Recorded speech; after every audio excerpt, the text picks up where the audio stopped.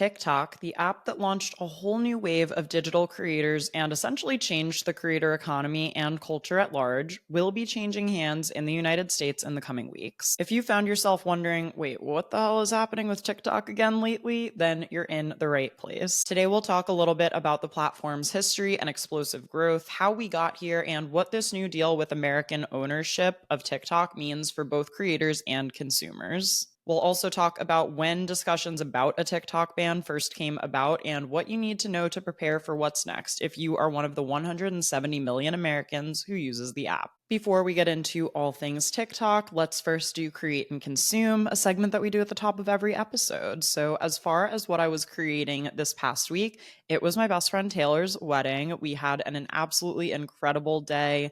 It was the perfect late October afternoon and evening. The weather held out perfectly, even though it had dumped rain the night before. All of the fall trees were just like beautiful colors. She looked amazing. She was happy and calm all day. And she even did agree to film a wedding TikTok with me. Now, I tried to pick the most low maintenance one that I could think of because Taylor is not a content creator and generally speaking just posts to Instagram on like birthdays, anniversaries, and special occasions. So I ended up doing the trend with her that was the what are you wearing today trend, which maybe you've seen if you are on wedding TikTok. I sometimes find myself there from time to time. The trend basically starts with either a bridesmaid or the bride asking the other, what are you wearing today? And one of them says, oh, I'm wearing white, want to match. And the other one says, oh, I can't, I'm wearing brown or whatever color the bridesmaid's dress is. And then it shows both of them shrugging when they're like fully in their outfits.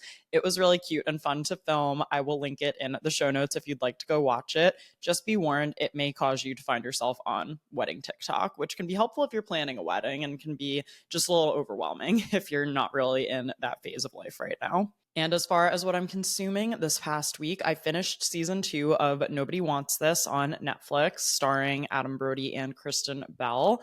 I love Kristen Bell. I feel like her character this season is dealing with a lot, and she's kind of still like revisiting a lot of the same problems from season 1, but some of her delivery and timing of lines just absolutely kills me. I think she's so funny. I also loved the introduction of Dr. Andy in this season. He is so crazy and chaotic, which I feel like is just adds to like the unbelievable nature of the contrast of her life and her sister's life. And I'm also super interested to see what evolves between Sasha and Morgan and Esther. I feel like anytime that trio of people is on my screen, I'm like fully locked in and invested. I honestly care just as much about their storyline as I do about Joanne and Noah. I just finished season 1 on our flight back from Chicago, so it was fun to like finish season 1 and then go right into season 2. And now, just like anyone else who binges a Netflix show, I'm stuck wondering, I'm going to have to wait like at least a year for this, maybe longer. Also, I went to dinner with my friend Devin last night and we were discussing Stranger Things because the final season of Stranger Things is going to come out later this month. And I just cannot stop thinking about how when Stranger Things debuted, I had just started at Nylon. Like, that's how long it's been. And that is how many months and years have been in between seasons of this show. Like, it's been almost a decade since this show was first on the air, and I can't believe it's finally coming to an end. If anyone has seen any like explainer videos or breakdowns of seasons 1 through 4, I definitely feel like I need to watch that before I start season 5, because who can even remember everything that happened in season 1 at this point? Like, I barely even remember how Will disappeared in the first place. So I'm definitely going to need a refresher before I start that. But don't forget to let me know what you are creating and consuming as well. All of the ways to get in touch are in the show notes. With that out of the way, let's talk TikTok. So, to just give a very quick history of the platform and talk about it from the perspective of content creators, since I am a content creator who is on TikTok, I currently have 25,000 TikTok followers. It is actually one of my largest platforms. It was one of the easiest platforms for me to grow on as a creator. And just like everyone else, I started on there with 0 followers. But to go back to the origins of TikTok for a minute. So TikTok was created in China and it merged with an app that they already had called Musical.ly. And it basically tied together and became a global brand, resulting in really explosive growth during the late 2010s and the pandemic years. I say the late 2010s like that was centuries ago. We're talking about just a few short years ago, but it's been a very quick and crazy growth for a platform like this. So when we go back to the beginning, it makes me sound like we're going back to the Mesozoic era or something. I just Googled the Mesozoic era. Apparently, that was 66 million years ago. Which is almost how I feel about the beginning of TikTok. I know that time and relativity don't make any sense to me anymore, especially after COVID. So maybe you can relate on that. But TikTok completely democratized the content creation process with short form vertical video being the primary medium on the platform, with a new algorithmic feed that was able to help accounts with few or zero followers even get discovered. You didn't necessarily need to have that follower benchmark to reach an audience. You could reach an audience just if your one video was good. This really came in contrast to platforms like Instagram and YouTube, where it was much easier to reach your subscribers on the platform than to experience this viral growth. That is kind of something that it's like, oh, you had to have started your YouTube channel in 2006 to experience, or oh, you would have had to be on Instagram since 2010 to know that. And with TikTok, it really gave everyone a blank space, a fresh start, and a chance to grow from nothing with their algorithm that exposed content to a small group of people first to see how that group of people reacted. And if the reactions were positive, if the video was gaining views and likes and comments, it would continue to expand the reach of that video out to other users on the platform. So that really lowered the barrier to discovery on the platform. And it also really lowered the barrier of entry for new creators who wanted to start creating on TikTok as a platform. Because for anyone who's been around since the 2010s, since the kind of beginning of content creation, if we go all the way back to the early days of blogging and the very nascent days of Instagram, in those early years, especially in the world that I grew up in, which I followed so many fashion bloggers like Brian Boy, Rumi Neely, Sea of Shoes, like Susie Bubble. These were all blogs that I would read religiously. And those bloggers had professional photography on their websites. And once Instagram came along, they would start posting their photos from their blogs over on Instagram too. So, in order to be like a fashion blogger or a beauty YouTuber, at the time in the early 2010s, the ones who really stood out were the ones who used a DSLR camera where everything was really curated, highly edited, really beautifully presented. And it felt like you needed to know photography or you needed to know how to use a nice camera to be a YouTuber, to be a content creator, to be a blogger. And, you needed to know maybe some coding for a website. You might have needed to know Lightroom for filters and presets. Like, there was a lot that went into it in the early days. Not to mention that highly curated content was performing well on platforms like Instagram and YouTube and even Pinterest at the time. So when you look at TikTok, which I feel like really started to gain popularity in 2019 and then obviously in 2020, which we'll get into, it changed everything to think that you could just open up the camera on your phone, like your native phone camera, create something that was off the cuff, unfiltered, maybe not perfectly curated, and you could still go viral. You could still build an audience. That mindset shift, even, I personally feel like changed everything because now creators could go viral overnight, regardless of follower count, and they could become creators regardless of having a nice camera or knowing Lightroom or having a website. Like, you didn't need any of that anymore. And for that reason, the barrier to entry got so much lower. And that's why I like to say that TikTok did democratize the content creation process, because there are people now who are content creators who would have had no interest in starting a blog or going out and shooting perfectly curated photos for Instagram, who create videos from their kitchens, from their garages, from their homes, from their bathrooms. Like, it has changed everything. I joined the platform in late 2019. I was just starting to hear more of my fellow content creators talk about the platform, show their videos on like their Instagram stories. You were able to download them even though they had a watermark on them, and you were able to use music on videos. I feel like that was not a thing on Instagram for so long. YouTube has always been very stringent about their copyright rules. You cannot use copyrighted music on YouTube. So that was also something that really didn't exist before TikTok came along. The ability to add your favorite Taylor Swift song to a video that you post on Instagram. By early 2020, more and more people were starting to join the platform. And then in March 2020, the COVID pandemic began. Again, why do I feel like I'm talking about this as though it was centuries ago? And it's like, yes, and then the Spanish flu came along and we all perished. No, literally. When COVID hit, think about how the world was at that time. So many people were home, many of them out of work or furloughed or just unable to work, with more time on their hands than ever before. And then more people downloading TikTok as a funny way to pass time, as a way to connect, as a way to commiserate, all of those things. And so many people who started out as consumers on TikTok transitioned into becoming creators again because of just how easy it all was. You didn't have to even download a separate editing app. You could film and edit and do everything right within TikTok.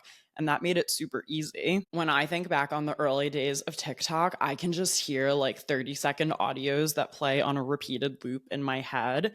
One of them is Renegade and the Renegade Dance, which was created by Jalea Harmon. I hope I'm saying her name correctly. And I also think of that video by Bella Porch that went completely viral and like launched a whole career for her. Had she not made that video, if you guys know what I'm talking about, the audio was M to the B, and it sounds very I don't know, it almost sounds like the Minions. I don't really want to do it, but I feel like just for context I should.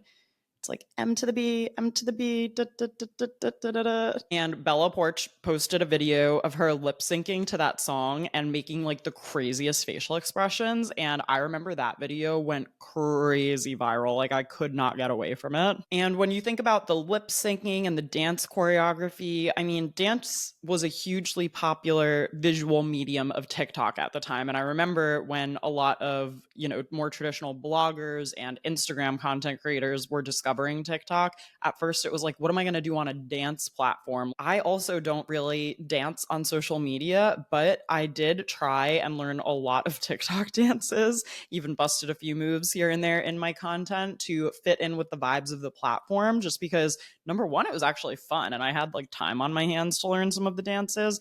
And number two, it felt like the right way to differentiate content on that platform at first, because one question that I'm always asking myself as a content creator is, how do I differentiate my content on different platforms? And right now, I wouldn't say I'm like doing that very much, with the exception of, YouTube has longer form content. But if I create a short form video, there's a good chance I'm posting it to Instagram, TikTok, and maybe even YouTube Shorts. So it felt like a very uniquely TikTok-y way to be making content. There were even some content creators who, during the pandemic, chose to quarantine together and were able to make videos all together and build off of each other's reach and subscriber count to really grow their platforms at an accelerated rate. One of these creator houses that you may have heard of was called Hype House. I believe both Addison Rae and Charli D'Amelio were part of Hype House, and Charli D'Amelio became the first TikTok user to pass 100 million followers on the app. That is so crazy when you think about it. Also, she is 21 today. So what was she, 16 then? I cannot even fathom being 16 years old and having 100 million people following like me dancing on TikTok. That is so crazy. When we look at TikTok's music and dance roots, it really is an interesting tie in to how it influenced the music industry and also how virality could make a song be just a song one day and be like a viral hit that everybody knows the next day. The For You algorithm and the short form content video format combined really created this new pipeline for songs to blow up, for new artists to get discovered, for songs to go viral more than they ever could if they were just played on the radio or just heard by fans. It's crazy to think about how short hooks and these loopable sounds just became part of marketing for the music industry as well. And sometimes they would just go viral for no reason. If you need a recent example of that, you can take a look at the Group 7 trend that's going on TikTok right now,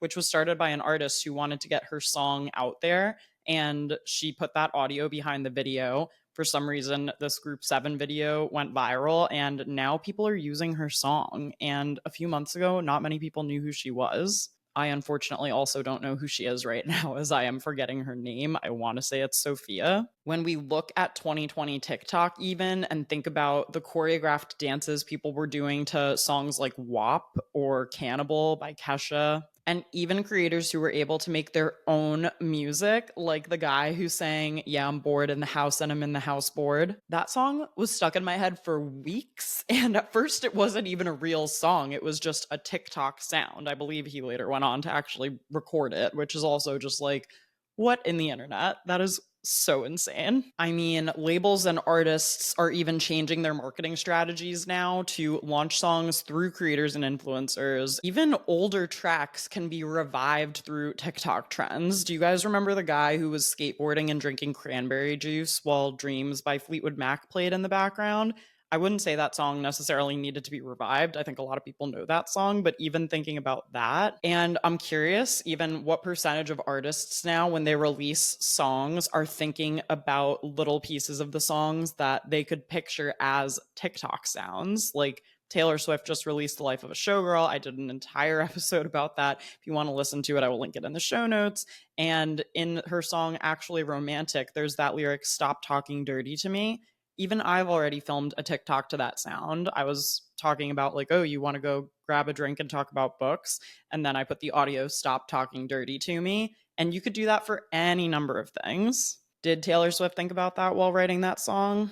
I'll never know unless she wants to come on the podcast. But it's really crazy to think about how the music industry has evolved, and also just how short form video has changed our user behavior so much up until this point. For content creators, our engagement rate is an important metric to understand how our content is doing and how much of our audience we are reaching. So, the way you used to calculate your engagement rate, and technically you still do it this way, but I feel like with additional exposure, with like the Reels tab on Instagram now, the For You algorithm, it's a little bit skewed because you're exposed to so many more people who don't follow you than you ever used to be. But the way it basically used to work was you would take your subscriber count or follower count, you would go to a recent post, and you would add up all of the likes and comments and saves and stuff on that post, and you would divide it by your follower count and multiply it by 100. So for a smaller content creator, they probably have a pretty engaged audience, and they probably have more people liking and commenting, especially if they have more personal relationships with those people. And maybe a 10% engagement rate could be seen for accounts with 10,000 followers or fewer. Whereas accounts with over like 1 million followers probably have a much lower engagement rate overall, just because there's more people and more people who just watch passively, and you don't have as much of a personal relationship with those people. So maybe someone with 1 million followers only has a 1 or 2% engagement rate. So it can really vary, but it is one of those things that, as content creators, helps us get brand partnerships, show that our audience is actually engaged with our content, that they are liking and commenting and sending it to their friends. All of that's important when a brand wants to hire a content creator to work with, because they want to make sure that the content that they're hiring you to create reaches the people who are there to listen to what you have to say. Essentially, you want to make sure you're getting a return on your investment, which is totally valid. And just the amount of short form video that exists on Instagram and TikTok now, it's like literally mind boggling how much content is being created and uploaded every single day. And because we are seeing so many more videos, there's so much more content out there, people are becoming more passive users of social media platforms. There is a lot more passive consumption, which is just like scrolling without actually liking or leaving comments.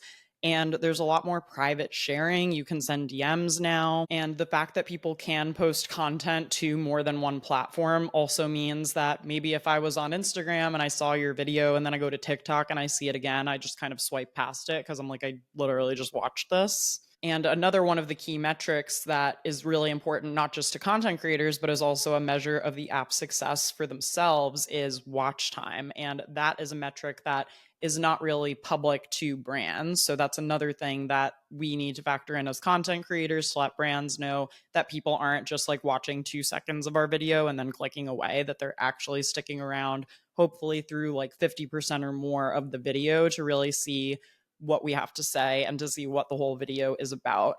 And on the platform side, a platform's goal is going to be to keep users on the platform for as long as they possibly can. So people are still watching. If anything, there's more to watch than there's ever been, but fewer people are choosing to engage in like a public way. So if TikTok is this magical, mythical app that transformed content creation as we know it, launched a whole new generation of content creators, and generates hundreds of thousands, if not millions of dollars for our economy, why is it being targeted? What's going on? How did this all first get started? In 2020, actually, was the first mention ever of a TikTok ban by, you can probably guess who.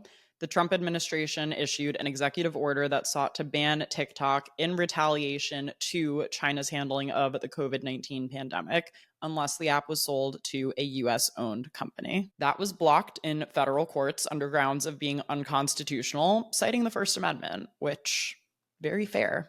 Thank you for that, federal courts. Then, under the Biden administration, the pressure on TikTok continued to rise, and it really wasn't going anywhere. Now, civil liberties groups such as the American Civil Liberties Union, ACLU, and the Electronic Frontier Foundation, EFF, launched legal challenges cautioning attempts to regulate TikTok could infringe on our First and also Fourth Amendment rights.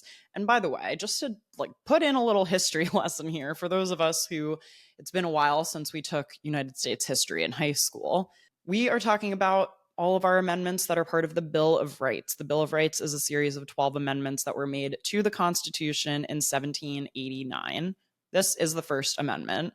Congress shall make no law respecting an establishment of religion or prohibiting the free exercise thereof or abridging the freedom of speech or of the press or of the right to people to peacefully assemble and to petition the government for a redress of grievances. The Fourth Amendment says the right of the people to be secure in their persons, houses, papers, and effects against unreasonable searches and seizures shall not be violated, and no warrants shall issue, but upon probable cause, supported by oath or affirmation, and particularly describing the place to be searched and the persons or things to be seized. To be fair, our founding fathers also probably could not have predicted that technology would evolve in such a way where other countries could use it to try to influence our opinions or try to get more information about us. If you want to reference one of my favorite memes from 2023, good night moon, good night spoon, good night Chinese spy balloon. And that is where the issue with TikTok allegedly stems from, even though we can very clearly see from the first time it was brought up, it was retaliatory towards China for something completely unrelated. But one of the reasons that the courts and the current administration have justified going after TikTok is concerns that ByteDance, which is, the Chinese owned company that owns TikTok, could be compelled to share data from United States users or influence us from Chinese state-owned media. So fears around, data privacy, propaganda potential, and algorithmic control still loom right now because we're still missing a ton of details about what this deal actually entails and how the platform will function once it's in place and once the sale goes through. In the last 5 years, the political pressure on TikTok has intensified from 2020 onward, leading to legislation to be passed in 2024 to require the platform to divest the US portion of its business or to shut down. And during this time, I actually also spoke to Forbes about what a potential TikTok ban would mean for content creators. I can link that article in the show notes where I talked about whether or not I thought the ban was warranted or legitimate. Spoiler alert, by the way, if you're listening to this episode, you probably have caught on by now. I don't. But also what it might mean for creators, which we'll get to later in this episode. Tracking the ban and these negotiations from the time that legislation was passed last year up to this point. So in 2024, the legislation requiring ByteDance to divest or face US shutdown went through. Fast forward to early 2025. So TikTok actually did go dark for 24 hours in January 2025. I, blessedly, was away that weekend at my friend's bachelorette party, which you would think January is kind of a not the time you would be doing that, but thank God I was, because I was just in a cabin in the woods with 7 other girls. So we honestly were so busy like giggling and playing drinking games that we didn't even notice the app went down until someone finally opened their phone and said, anyone else not get on TikTok right now? And that was a crazy, was it even 24 hours that it was out? It felt like maybe 12 or something. Crazy couple of hours. And then more legal actions, extensions, and diplomatic discussions followed in the time from then. So when Trump was sworn in, he delayed the ban.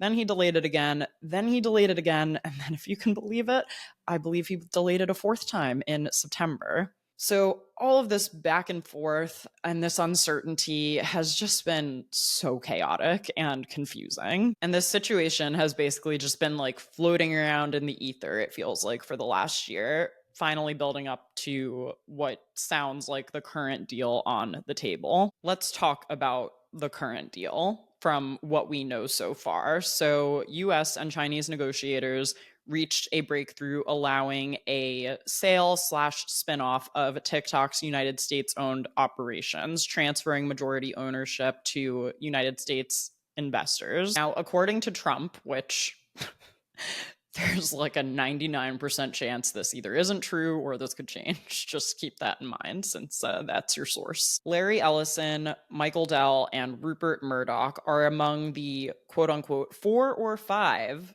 American investors who will take over TikTok's United States operations.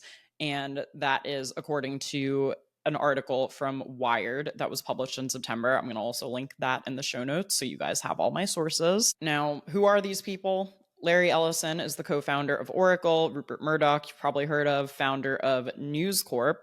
Michael Dell is the CEO of Dell Technologies. Overall, generally speaking here, this is a conservative group. This is a very conservative group of rich billionaires who historically, recently, have been very aligned with Trump. So I feel like that is worth mentioning. ByteDance is expected to retain a minority stake in the US business with control of the algorithm and board structure central to negotiations. So that could still potentially change. And how much is this costing American investors who are getting involved here? According to an article published in The Guardian on Sunday, October 26th, the deal is estimated to be valued at $14 billion. The majority of US and international investors will own about 65% of the company, with ByteDance and Chinese investors owning less than a 20% stake. And this agreement is expected to be finalized or go into effect in December of this year. As of Thursday, October 30th, China has greenlit a transfer agreement for TikTok, according to the US Treasury Secretary. Now, to back up for 1 second, one of the reasons this deal has taken so long, aside from, all of the parties involved and the tension between the two countries, is also to do with the algorithm. So that is their proprietary algorithm, the For You page, the TikTok algorithm. It's what makes the app what it is. So ByteDance has been very resistant to part with their intellectual property, as it were, for this situation, because that's the secret sauce, essentially. That's literally like Plankton trying to steal the Krabby Patty recipe from SpongeBob. Wow. When you say that out loud, it really is the perfect analogy. But it's true, and it's something that TikTok has done better than any other platform. And is the algorithm so good because of how much access the platform has to our data? Quite possibly, yes. I am almost positive that I have said somewhere on the internet in the last 5 years that my TikTok algorithm quite possibly knows me better than I know myself. And I stand by that statement. And to be very honest, that is the world that I like living in. Okay. I am a person who publicly and willingly shares a ton of information about myself online any given day, any given week, any given month. You want to know my coffee order. You want to know the sneakers I can't stop wearing. You want to know exactly which type of water bottle I carry around all day. Spoiler alert, it's the Stanley. That is all information that I very willingly share and that I put out into the world. as a person who is alive in the era of digital content and as someone who is a full time content creator, it is so easy to find information about me. And I realize I'm someone who willingly shares. I know there are people who are more private, who just use TikTok as consumers, and who are not as forthcoming with all of this information, which is probably safer if we're being honest. So if I had to guess, China could probably read me like a book. They probably know everything there is to know about me. And you know, want to know what? That is a personal decision that I have made for myself because I have freedom of speech.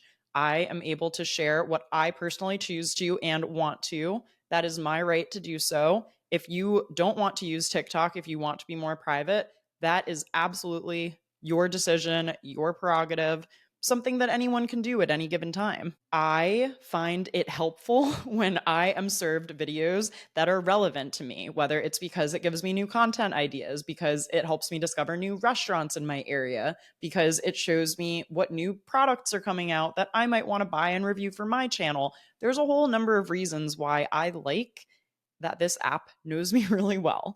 And again, that is my personal preference, my personal decision. There are 170 million Americans who use TikTok, many of whom are probably on my side with this. And by the way, I thought we were going to solve this problem by just making sure that TikTok wasn't on any device that was like connected to the government somehow, which I think is a valid ask. And if you want to be on TikTok on your own time, that's on you. So the algorithm really is the question here because right now the algorithm is something that is really based on your own user behavior and that is hyper tailored to you.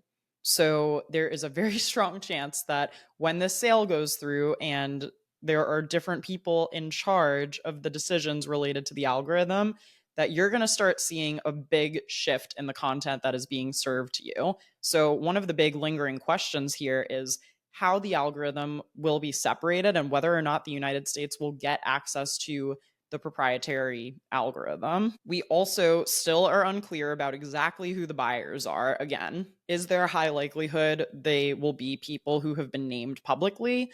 There is a high likelihood of that, but it's Trump, so literally anything could change. And also what the goals of the new owners of TikTok are. If the TikTok app becomes owned by a very conservative majority group of people, how is that going to influence the content on the platform? If we were so worried about Chinese propaganda seeping its way into our algorithms and our feeds, how can we be guaranteed that we're not going to experience a different kind of propaganda seeping into our feeds with these people in charge? I mean, this is the current situation we're in. I find the current situation we're in to be very concerning. When you watch things like Jimmy Kimmel's show get pulled off the air, when you see Roe v. Wade get overturned. Right now, TikTok actually kind of serves two totally different purposes. In one way, it has been an incredible means of connecting and sharing information,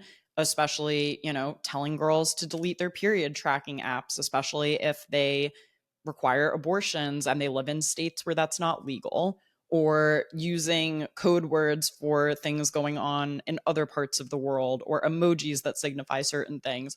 That has been created through TikTok meme culture. It has become an essential way for people to communicate, to share information, to talk to one another. And then on the complete flip side of that, it is also an escape. Sometimes people just need a break from the news. They need a break from all of the crazy shit that goes on in the world all day. And they want to sit down and scroll on their TikTok feed. And they want that to be a peaceful experience. They want it to be an entertaining experience. They want it to distract them from whatever's going on out in the world. Can we not just let people have that? Like, seriously. The question of what influence, if any, these new investors will have over the content on the app and also how this compliance will even be monitored is still up in the air. There's still so much that we don't know and that we may only find out once it changes hands. The exact technical and governance lines are still being finalized here because it's not just about a social media app. There is so much more tied in and connected here, as we've been talking about throughout this whole time, how it can influence our economy, how it can influence the music industry, the creative industry, the business of brand deals, of marketing, of advertising. Everything just feels so connected here. This is definitely something to keep an eye on in the next few weeks. It's an evolving story, but I did think it was important to just like do a pulse check of where we're at right now. And to wrap up this episode, I wanted to share some practical next steps, what this means for content creators. I know I have a lot of creators in my audience. I'm also a creator myself who has been wondering all year, like ever since we went dark in January, like what does this all mean for TikTok moving forward? What does it mean for that portion of my audience who only follows me maybe on TikTok? Not everyone follows me on Instagram or even knows I have a YouTube channel.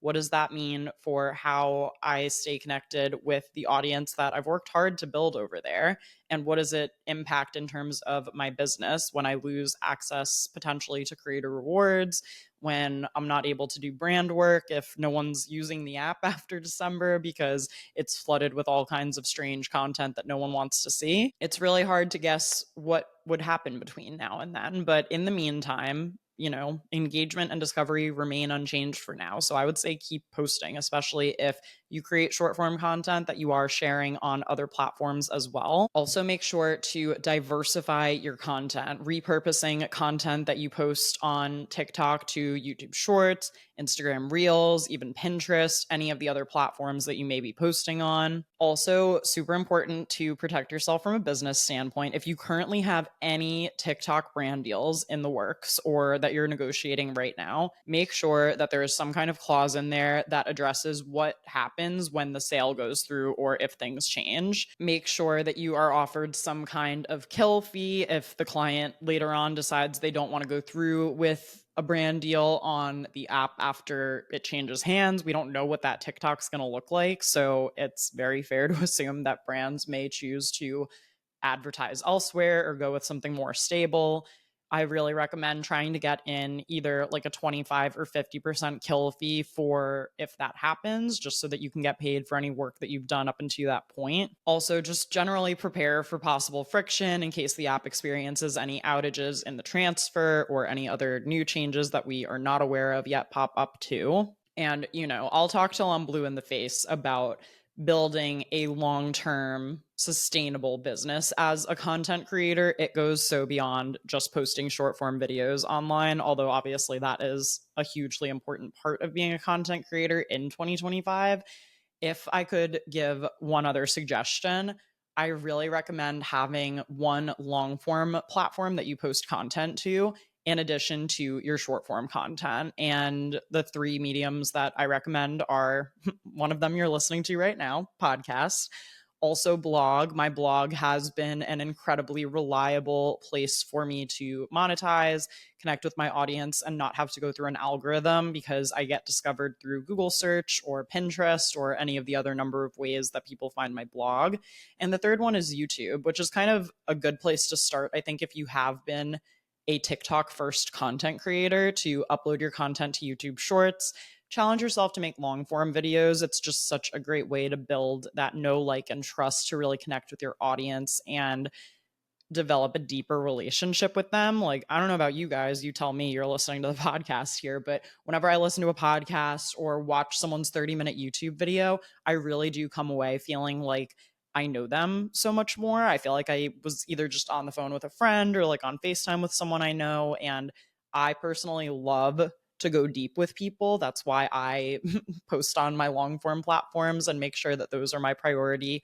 And then I come back over to, Instagram and TikTok and the like. I know that's not everyone's vibe, totally understand, but even the YouTube bridge, the fact that you can post your shorts there and then maybe try some longer content, that might be the best place to start. And I mean, TikTok's history and impact, there's just so much there. And I will always be grateful to this app for making content really fun, especially in one of the darkest times that I've ever lived through, and giving so many people a chance to be creators and giving so much more legitimacy to this industry when you see what can happen when you just choose to show up one day, you choose to share that content, and you actually happen to connect with someone. I feel like that is the best kind of like pitch for being a content creator that I could think of, is that you could just share something you love and then someone else could love what you share. And I feel like that basis of human connection